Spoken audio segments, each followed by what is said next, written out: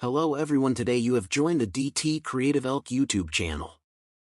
How to add and insert a YouTube video in Google Slides. If you find this useful, then consider subscribing and liking the video. Perhaps you want to add a video to provide context or just to make it more entertaining. So what you need to do is come into the slide you want to add it onto in Slides, then press Insert at the top and go down and select Video.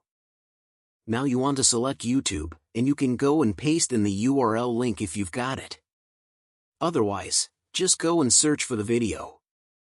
I'll go and search for CREATIVELK.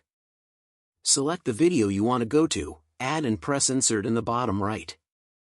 Now you can go and click, hold and drag to move it and use the corner points to resize it. Go to the right and you can choose how it's going to go and start playing. I want it to play automatically, and you can mute audio and choose when it starts and ends as well.